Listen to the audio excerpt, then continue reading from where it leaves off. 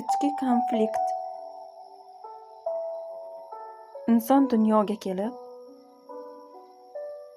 hayotdagi har bir bosqichni bosib o'ta boshlaydi. Inson hayoti va shakllanishiga atrof muhit,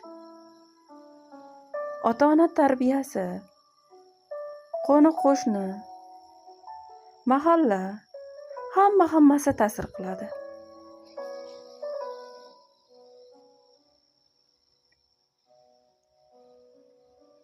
Maktabni bitirayotgan yoshlar ko'ngli toza, ko'zlari yonib, kelajakka umid bilan qaraydi. Keyin yillar o'tib, hammaning taqdiri o'zgarib ketadi. Qabulimga bir ayol kelib, bir voqeani gapirib berdi. Bir sinfdoshim bo'lar edi. O'zi juda sodda, juda chiroyli qiz edi. Maktabda a'lo baholarga o'qirdi. Lekin oilasidagi ayrim muammolar tufayli katta orzu-havaslar qilmas, qiyinchilikka duch kelsa, ko'z yosh to'kib o'tiraverardi. Oradan yillar o'tdi. Bir kuni uni tasodifan uchratib qoldim. Yoshimiz 50 ga yaqinlashgan bo'lsa-da, endi ko'rishdik. U bilan ancha suhbatlashib qoldik.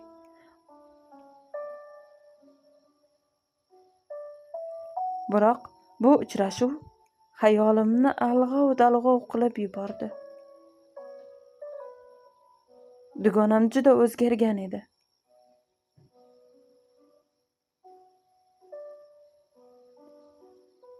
Undan hayoting qanday? Baxtli yashayapsanmi deb so'radim. U savollarimga "Ha, juda zo'r, hammasi yaxshi" deb javob berdi. Bolalarim chet elda o'qiyapti. Turmush o'rtog'im ham o'sha yerda. Men ham yaqinda nafaqaga chiqaman va butunlay ketaman dedi.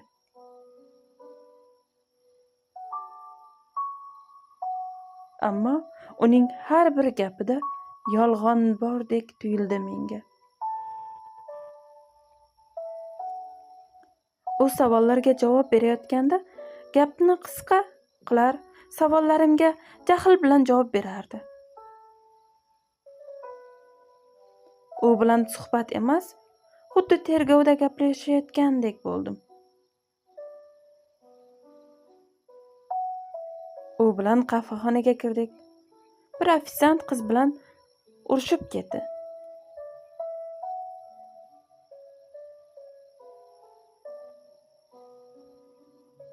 Nega kech kelding? Kutib qoldik-ku. Boshliging qana? Hozir ustingdan arz qilaman, qarab tur. Seni ishdan bo'shataman deb jahl bilan bechora ofitsiant qizga ko'zi yosh kelgunga qadar yalintirdi. Uzr opajon, kechirasiz. Ko'z oldimda bo'layotgan voqeani ko'rib, nima deyishni bilmay qoldim. To'g'risi, ofitsiant qizning hech qanday aybi yo'q edi. U shunday vajohat bilan gapirardiki, uni ko'rib kayfiyatim tushib ketdi. U bilan birga o'tirganimga pushaymon bo'ldim. Uni zo'rg'a tinchlantirdim. U esa o'zini bosa olmay, "Senlarga ko'rsatib qo'yaman" deb baqirardi. Shundan keyin u bilan ancha vaqt ko'rishmadik.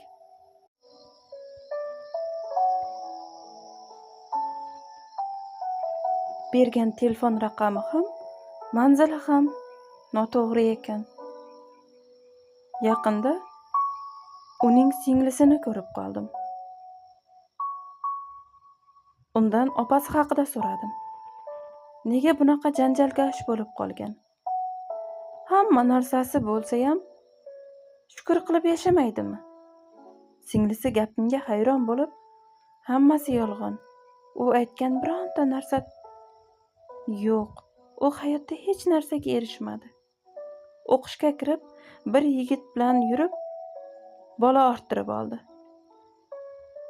U bolani oldirmoqchi bo'ldi, lekin homila ancha katta bo'lganligi uchun shifokorlar endi bolani olib tashlab bo'lmaydi deb abort qilishmadi.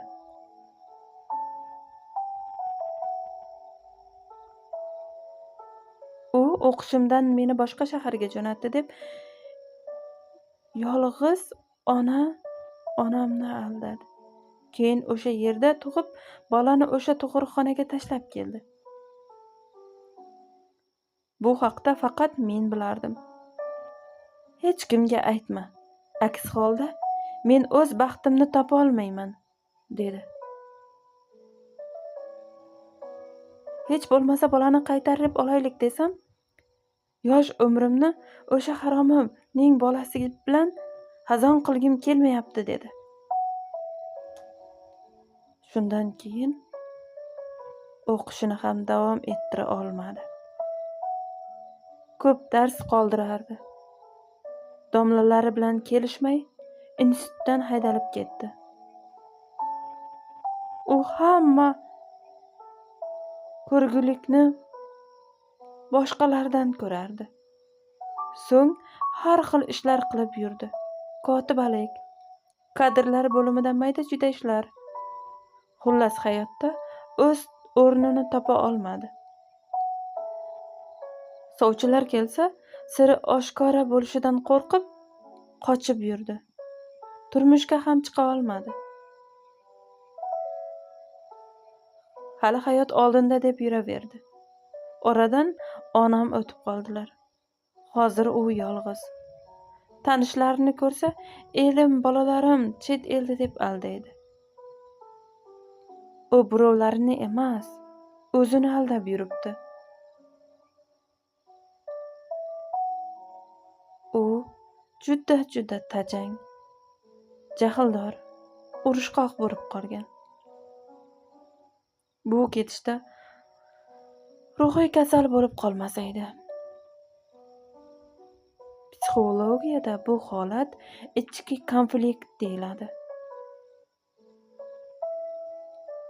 Bu tili zahar ayolning ichida juda katta dialog konflikt ketyapti.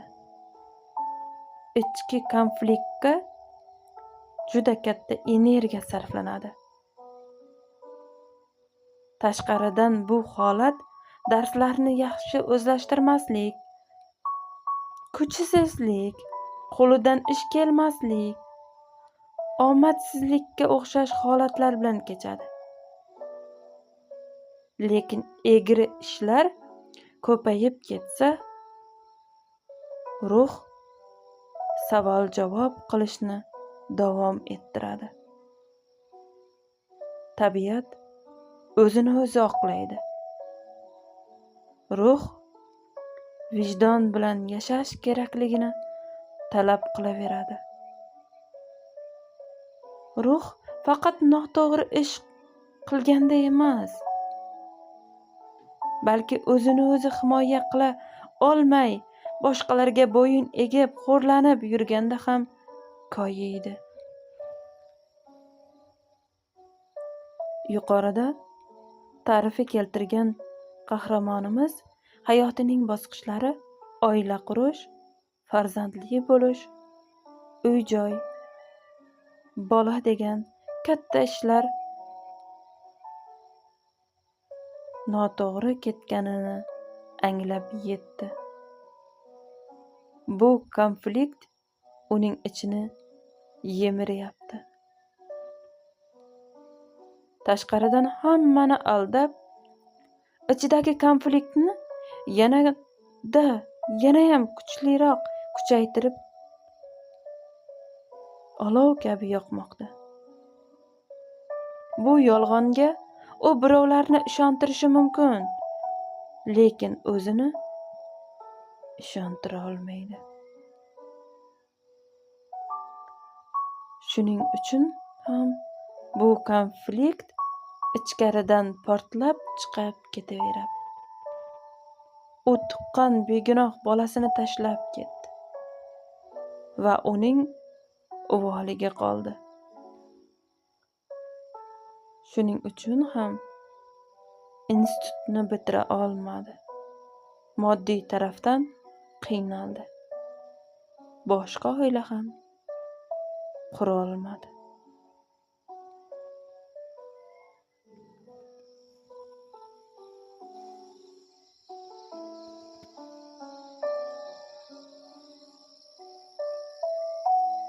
Aslida bunday vaziyatlarning yechimi bor.